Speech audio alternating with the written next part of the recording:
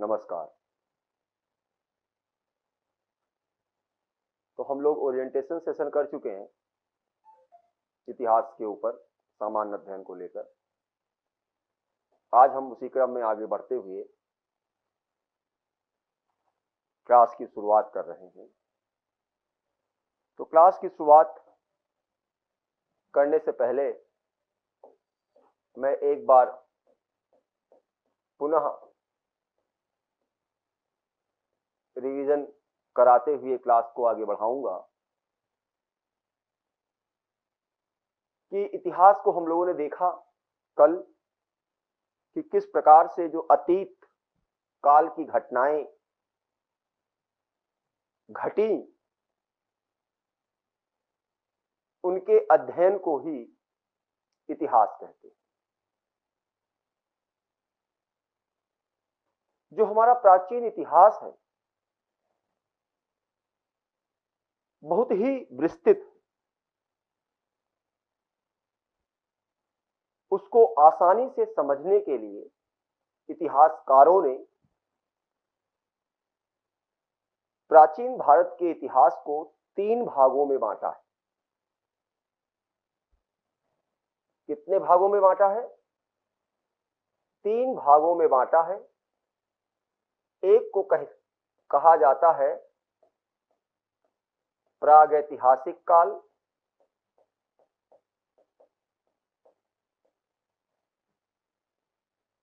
एक को कहा जाता है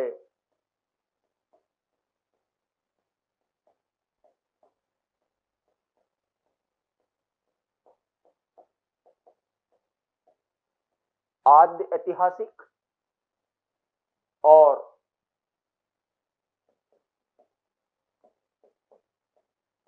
तीसरे हिस्से को कहा जाता है भाग को इतिहास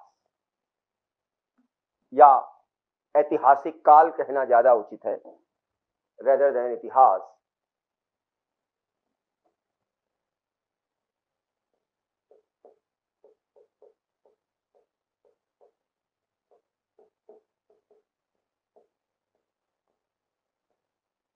ऐतिहासिक काल अंग्रेजी में इसे कहते हैं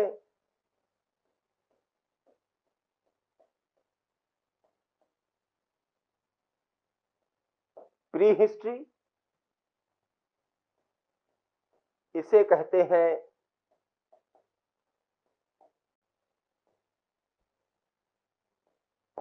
प्रोटो हिस्ट्री और इसे कहा जाता है हिस्ट्री। अब प्रश्न उठता है कि ये प्रागैतिहासिक, आद्य ऐतिहासिक और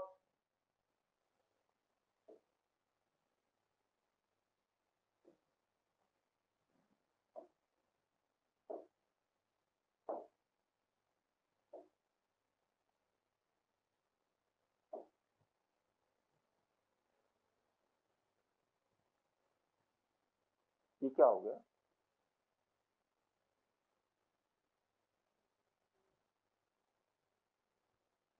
ऐतिहासिक, इन तीनों में क्या मूलभूत अंतर है?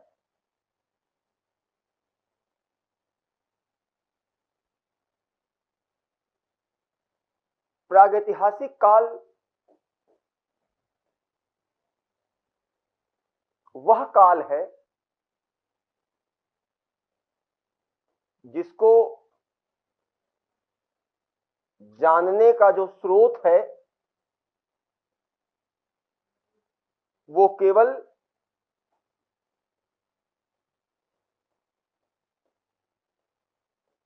आर्कियोलॉजिकल सोर्स है।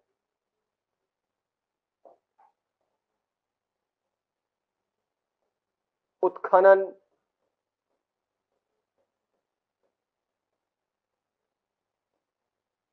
अन्वेषण के बाद जो चीजें आई उन्हीं के आधार पर हम इस काल को जान सकते हैं। इस काल में ध्यान रहे कि किसी भी प्रकार की कोई लिखित सामग्री उपलब्ध नहीं है। हमारे पास कोई भी लिखित साक्ष्य उपलब्ध नहीं है। एकमात्र जो स्रोत है जानने का वह है आर्कियोलॉजिकल सोर्सेस, जो खुदाई के उपरांत, अन्वेषण के उपरांत हमें मिला है। उत्खनन के उपरांत किसी भी प्रकार का कोई लिखित साक्ष्य उपलब्ध नहीं है। प्रोटो हिस्ट्री जो आद्य इतिहास है, उसको भी जानने का स्रोत है आर्कियोलॉजिकल सोर्सेस। लेकिन यहां पर लिखित साक्ष्य उपलब्ध तो है, परंतु उसको पढ़ा नहीं जा सकता। पढ़ा नहीं जा सकता।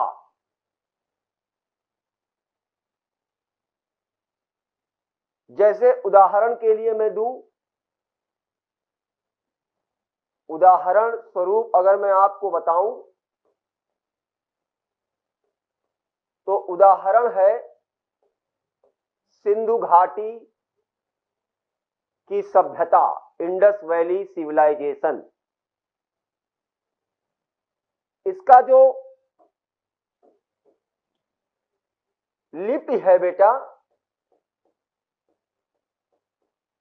वो अभी तक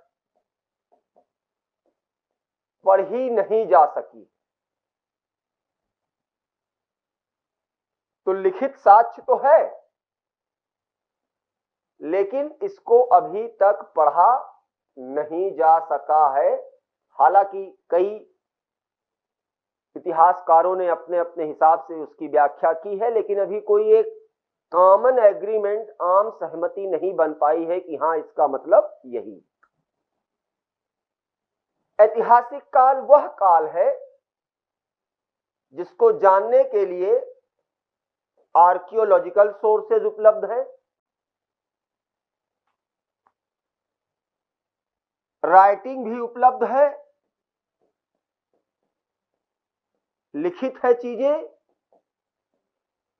और उसको पढ़ा भी जा सकता है। पढ़ा भी जा सकता है। ये तीन ब्रॉडर क्राइटेरिया है इतिहास को क्लासिफाई या वर्गीकृत करने का। प्रागैतिहासिक काल वह काल जिसके बारे में हमें जानकारी केवल और केवल आर्कियोलॉजिकल सोर्सेस से मिलती है। हमारे पास किसी भी प्रकार का कोई लिखित सामग्री उपलब्ध नहीं है। उदाहरण के लिए अगर आप देखें तो जब खुदाई हुई, उत्खनन शुरू हुआ, तो हमें केवल और केवल पत्थर मिले और पत्थर के बने हुए औजार, उपकरण मिले। विभिन्न विभिन्न प्रकार के पत्थर और विभिन्न विभिन्न प्रकार के उपकरण पत्थर के हमें प्राप्त हुए हैं। इनके अलावा हमारे पास कोई भी लिखित सामग्री उपलब्ध नहीं है। इसीलिए इतिहासकारों ने उस युग को नाम दिया है पाषाण युग, जो कि प्रागैतिहासिक काल में आता है, जिसके बारे में किसी भी प्रकार की कोई लिखित सामग्री उपलब्ध नहीं। आद्य ऐतिहासिक काल, प्रोटो। प्रोटो, ये प्रोटो आप समझे उसी तरीके से जैसे आप मोबाइल की दुकान पे जाते हो तो एक डमी देखते हो, वो डमी होता मोबाइल की तरह है लेकिन वह एक्टिव नहीं होता, केवल दिखाने के लिए होता है। Similar to the original one but not the exact one. यही कहानी है आद्य ऐतिहासिक काल के साथ, जिसको जानने का स्रोत आर्कियोलॉजिकल सोर्स है प्लस लिखित साक्ष्य उपलब्ध हैं लेकिन उनको पढ़ा नहीं जा सका है। और तीसरी बात, ऐतिहासिक काल वह काल है जहां पर लिखित साक्ष्य उपलब्ध हैं आर्कियोलॉजिकल साक्ष्य के साथ साथ और उनको पढ़ा भी जा सकता है। समझ गए? अब आगे बढ़ते हैं, हम एक एक करके हम लोग देखेंगे। तो सबसे पहले हम आते हैं प्रागैतिहासिक काल। The first one that we are going to start is प्रागैतिहासिक काल, जिसे आप अंग्रेजी में प्री हिस्ट्री के नाम से जानते हैं, जिसे आप अंग्रेजी में प्री हिस्ट्री के नाम से भी जानते हैं। प्रागैतिहासिक काल अगर आप देखें गौर से तो ये प्रागैतिहासिक काल क्या है? अगर आप इसे देखें तो can be right like this, क्या हम इस प्रकार लिख सकते हैं? प्राक प्लस इतिहास, प्राक प्लस इतिहास। जी हां, प्राक प्लस इतिहास माने यह वह काल है जो इतिहास के पहले का काल है और जिसको जानने के लिए हमारे पास केवल और केवल पुरातात्विक साक्ष्य उपलब्ध हैं, जिसको जानने के लिए हमारे पास केवल आर्कियोलॉजिकल या पुरातात्विक साक्ष्य उपलब्ध हैं। पुरातात्विक साक्ष्य उपलब्ध हैं, हमारे पास किसी भी प्रकार की कोई लिखित जानकारी उपलब्ध नहीं है। अब सवाल उठता है कि लिखित जानकारी का अभाव है, क्यों नहीं उपलब्ध है? क्योंकि यह वह काल है जब मानव का जो जीवन था वह अपेक्षाकृत असभ्य एवं बर्बर था। अपेक्षाकृत, यह वह काल है जब जो मानव जीवन था वह मानव जीवन अपेक्षाकृत असभ्य था एवं बर्बर था। अपेक्षाकृत, रिलेटिवली। अब सुविधा अनुसार इस काल को भी 3 काल में बांटा जाता है। सुविधा अनुसार इस काल को भी 3 काल में बांटा जाता है। अभी मैंने आपको बताया था जब खुदाई शुरू हुई, उत्खनन शुरू हुआ तो हमें केवल और केवल पत्थर मिले और पत्थर के विभिन्न औजार उपकरण मिले, कुछ लिखित नहीं मिला। तो इतिहासकारों के बीच में आपस में प्रश्न उठा कि इसको क्या नाम दिया जाए। तो सामान्यतया एक आम सहमति बनी कि जब पत्थर ही पत्थर मिले हैं, विभिन्न प्रकार के पत्थर मिले हैं, पत्थरों के ही उपकरण मिले हैं, तो क्यों ना इसको नाम दे दिया जाए पाषाण युग। क्यों ना इसको नाम दे दिया जाए पाषाण युग। तो ये है हमारा प्रागैतिहासिक काल।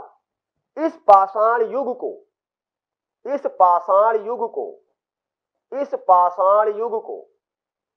3 भागों में बांटा जाता है।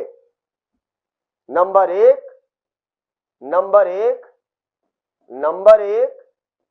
पुरा पाषाण काल। नंबर 1 पुरा पाषाण काल। नंबर 2 मध्य पाषाण काल।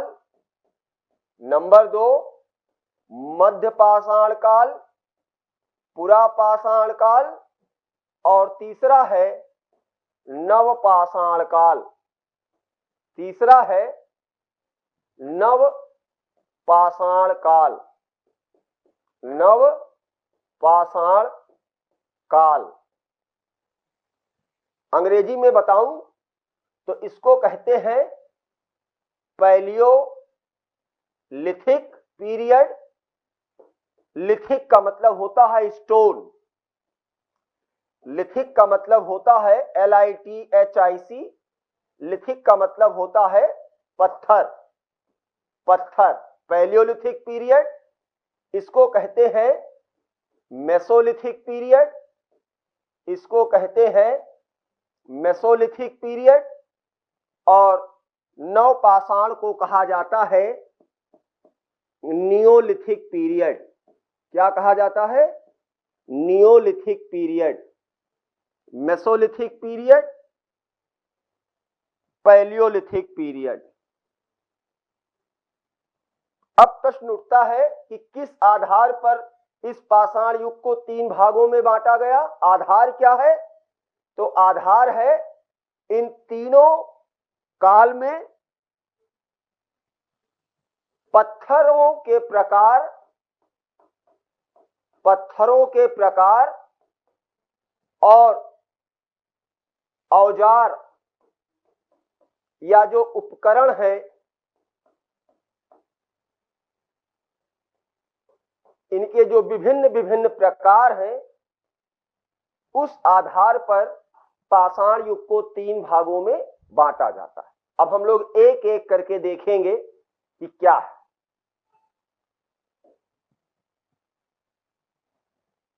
सही माने में मैं अगर आपको बताऊं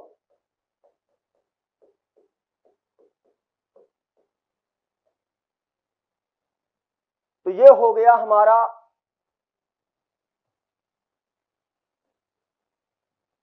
पुरा पाषाण काल,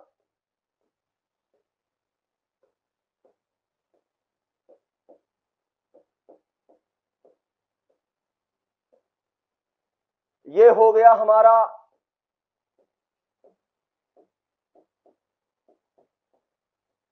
मध्य पाषाण काल, और यह है हमारा नवपाषाण काल।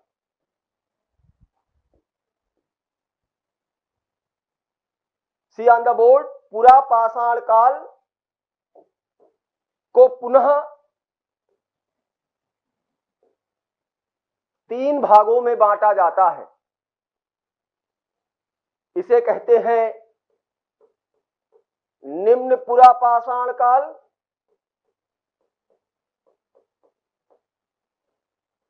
इसे कहते हैं मध्य पुरा पाषाण काल, और इसे कहते हैं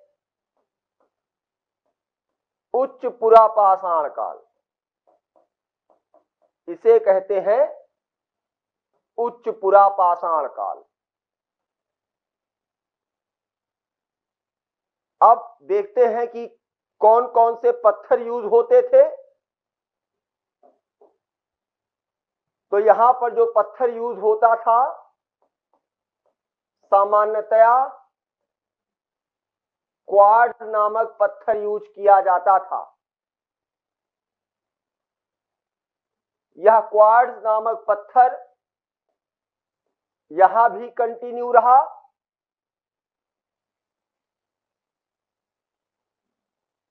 और उच्च पुरा पाषाण काल में क्वार्ट्ज तो यूज होता ही रहा, उसके साथ कुछ और पत्थर उपयोग में लाए जाने लगे, जिसे कहते हैं चर्ट या जैस्पर। चर्ट या जैस्पर। मध्य पाषाण काल में अगेट नामक पत्थर का यूज किया जाने लगा, और नवपाषाण काल में आग्नेय पत्थर का यूज किया जाने लगा, जिसे अंग्रेजी में कहते हैं इग्नियस रॉक उदाहरण के लिए बैसाल्ट, उदाहरण के लिए डोलोमाइट, इस प्रकार के पत्थरों का उपयोग नवपाषाण काल में होता था। तो again see on the board, what type of stone was used here in the निम्न पाषाण काल? क्वार्ट्ज।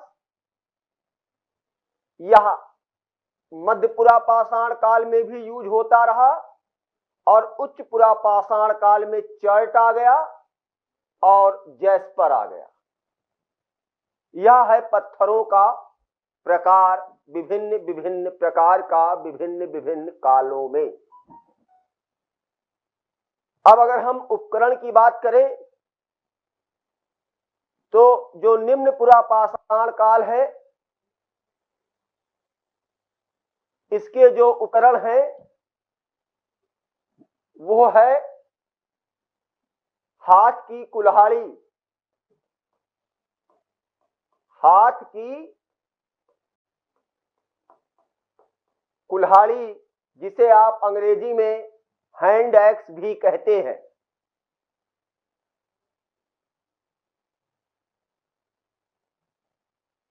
दूसरा उपकरण है क्लीवर। तीसरा उपकरण है चॉपर। अंग्रेजी का वर्ड है चॉपर, चॉप ऑफ कर देना। हैंड एक्स, क्लीवर, चॉपर उपकरण हैं निम्न पुरा पाषाण काल के।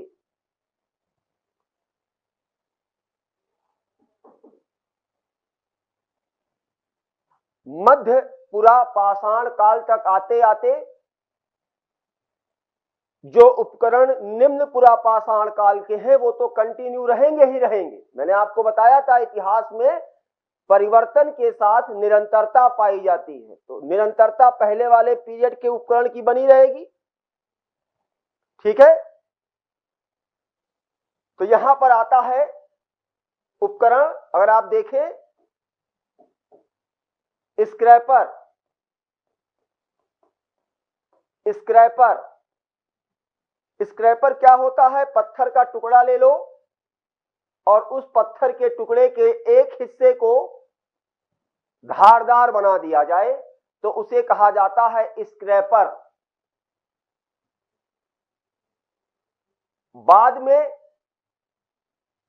दोनों तरफ इसको धारदार बनाया जाने लगा, इधर भी धारदार बना दिया गया और इधर भी धारदार बना दिया गया, तो उसे नाम दिया गया ब्लेड। उच्च पुरा पाषाण काल में यही ब्लेड कंटिन्यू रहा। दराती देखा है? दराती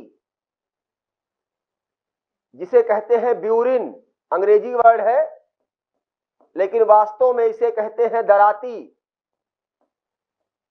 नुकीला पत्थर आ गया ब्लेड के साथ, blade, burin.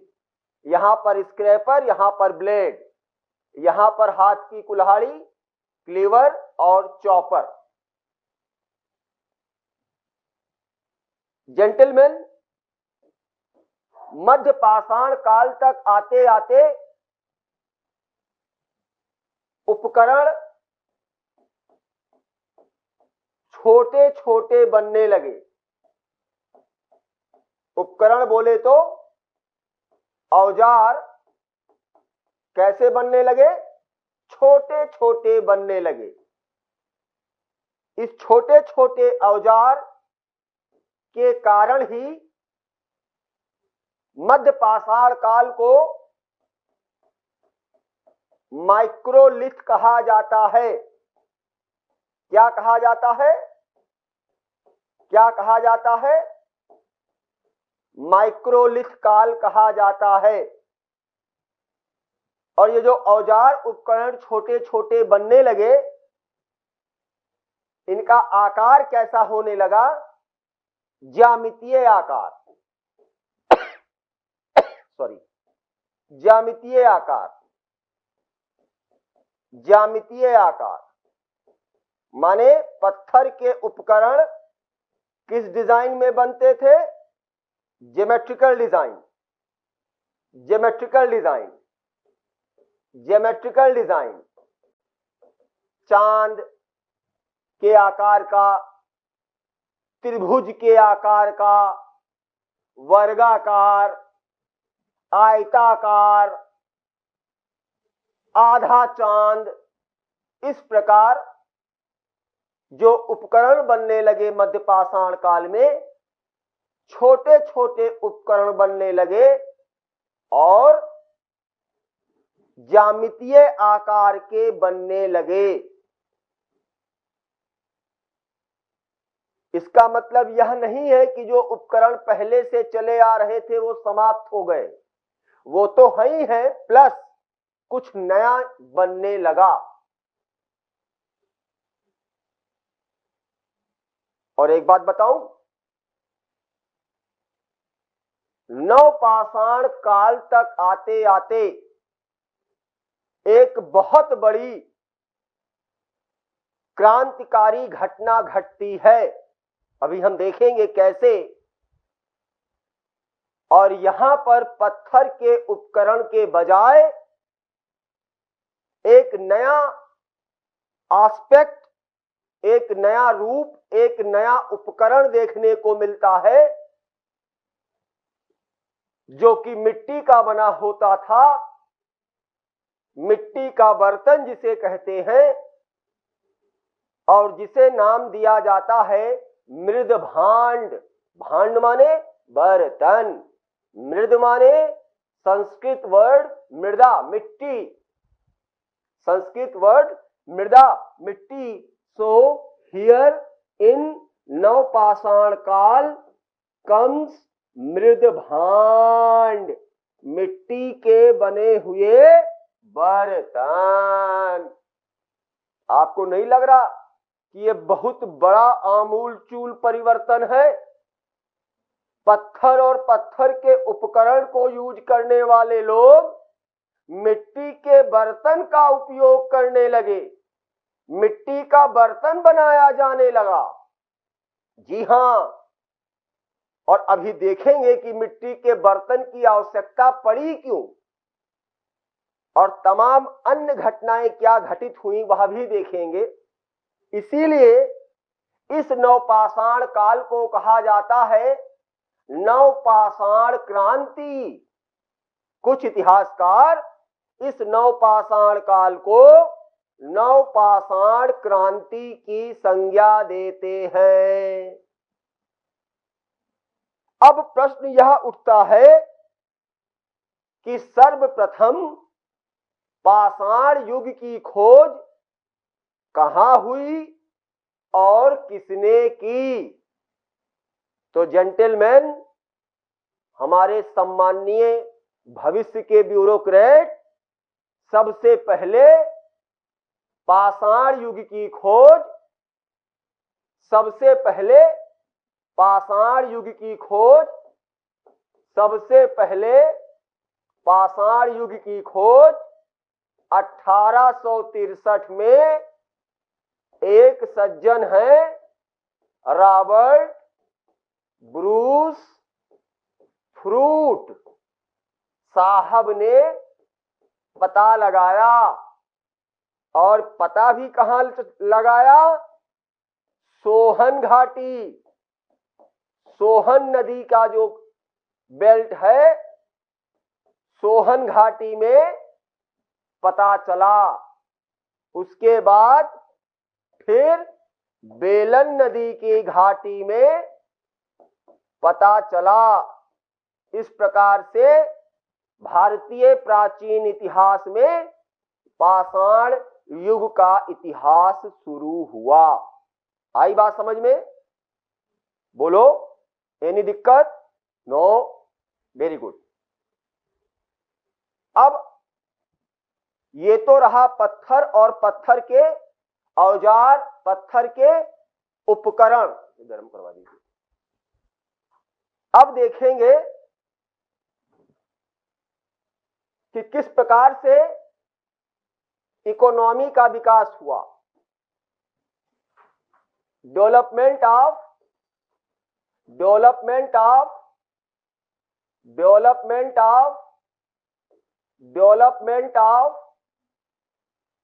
Economy, development of economy पाषाण युग में। तो ये है हमारा पुरा पाषाण काल, यह है हमारा पुरा पाषाण काल, यह है हमारा मध्य पाषाण काल, और यह है हमारा नवपाषाण काल। नवपाषाण काल, पुरा पाषाण काल निम्न, मध्य और उच्च। पुनः इसको 3 भागों में डिवाइड किया जाता है। क्या थी इकोनॉमी? अगर आप गौर से देखें तो यहां के लोग शिकार करते थे, आखेटक हुआ करते थे, शिकार करते थे, आखेटक हुआ करते थे, खाद्य संग्राहक हुआ करते थे, माने फूड गैदरर हुआ करते थे, और मछली मारते थे या मछली पालन या मछली पकड़ना कह लीजिए, मत्स्य पालन। क्या थे निम्न पुरा पाषाण काल के लोग? शिकारी, आखेट करना, आखेटक, खाद्य संग्राहक, फूड गैदरर, फिशिंग, मत्स्य पालन करते थे। और यह चीजें मध्य पाषाण काल में भी जारी रहीं, उच्च पुरा पाषाण काल में भी जारी रहा। मध्य पाषाण काल तक आते आते ये तो जारी रहा, शिकार माने हंटिंग, खाद्य संग्राहक माने फूड गैदरर, मत्स्य पालन माने फिशिंग। तो ये कंटिन्यू रहा, हंटिंग, फूड गैदरर और फिशिंग, तीनों एफ लिख दिया है मैंने। प्लस कुछ नई घटना घटती है, यूज ऑफ बाउल, कटोरे का इस्तेमाल किया जाने लगा। किसका इस्तेमाल? कटोरे का उपयोग किया जाने लगा। क्या किया जाने लगा? कटोरे का उपयोग किया जाने लगा। एक बहुत इंपॉर्टेंट डेवलपमेंट होता है मध्य पाषाण काल में, और वो ये है कि जब मध्य पाषाण काल समाप्ति की तरफ बढ़ रहा था, जब मध्य पाषाण काल समाप्ति की तरफ बढ़ रहा था, समाप्ति की तरफ बढ़ रहा था, use of bowl will right here, समाप्ति की तरफ बढ़ रहा था, तो एक घटना घटती। क्या घटती है? कि यहां पर पशुचारण शुरू होता है। क्या शुरू होता है? पशुचारण। पशुचारण को अंग्रेजी में कहते हैं हर्डिंग, माने पशुओं को चराना। कब? मध्य पाषाण काल के अंत समय आते आते पशुओं को चराना शुरू होता है, और उसके साथ साथ पशुपालन भी शुरू होता है। क्या शुरू होता है? पशुपालन, जिसे कहते हैं डोमेस्टिकेशन। क्या कहते हैं? Domestication of animal started in the end of Mesolithic period. मध्य पाषाण काल के समाप्त होते होते पशुओं को चराया जाने लगा और पशुओं को पालतू बनाया जाने लगा। पीटी क्वेश्चन, पशुचारण कब आता है? टिक करोगे, मध्य पाषाण काल समाप्त होते होते। पशुपालन कब आता है? मध्य पाषाण काल समाप्त होते होते। अब आप बताइए, आपने पशुओं को चराया लोगों ने, फिर पशुओं को पालतू बनाया,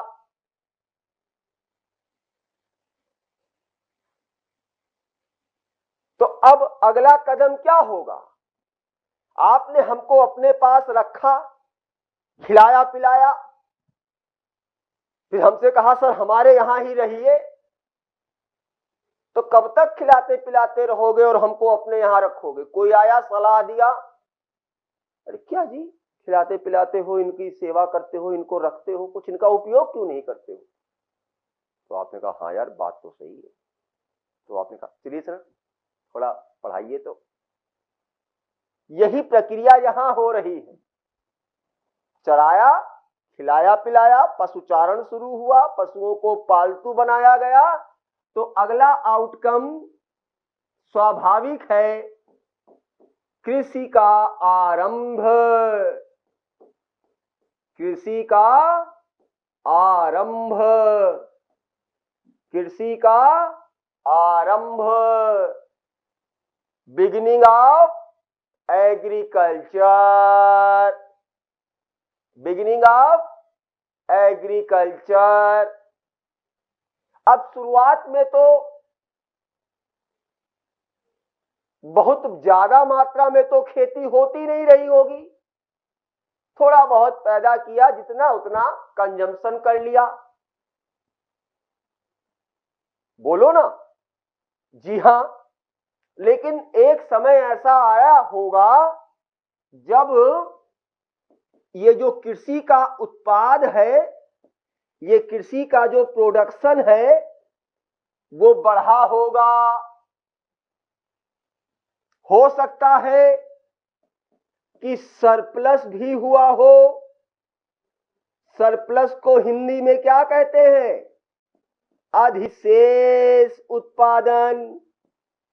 हो सकता है सरप्लस प्रोडक्शन हुआ हो, अधिशेष। तो किसकी जरूरत पड़ी? तो किसकी जरूरत पड़ी?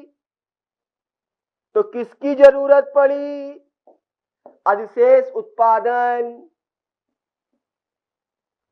तो रखने की जरूरत पड़ी होगी, इसीलिए आता है मृद भांड, माने मिट्टी के बर्तन की जरूरत नवपाषाण काल में इसीलिए हुई होगी। लिंक है, beginning of agriculture, slowly and gradually, धीरे धीरे सतत रूप से उत्पाद बढ़ा होगा। हो सकता है अधिशेष की स्थिति आई हो, सरप्लस, और अंत में उस सरप्लस अधिशेष को रखने के लिए मिट्टी के बर्तन की आवश्यकता पड़ी हो। इसलिए मृदभांड नवपाषाण काल में पहली बार आता है। गौर से देखिए और जरा मनन करिए, चिंतन करिए। आपको नहीं लगता कि वो लोग जो महज शिकार करते थे, खाद्य संग्राहक हुआ करते थे, मछली पकड़ा करते थे, धीरे धीरे धीरे धीरे ग्रेजुअली कहां पहुंच रहे हैं? कृषि, और कृषि ही नहीं, सरप्लस की स्थिति में आ रहे हैं। जी हां, इसीलिए तो आपको लगता नहीं कि ये बहुत बड़ी अपने आप में डेवलपमेंट है? Yes, it is a remarkable development in the history of Stone Age. This is the reason it is called, hello, Neolithic Revolution, नवपाषाण की क्रांति। आई बात समझ में? तो ये है डेवलपमेंट ऑफ इकोनॉमी। अब थोड़ा सा हम इस नवपाषाण काल के डिटेल में जाएं, ठीक है?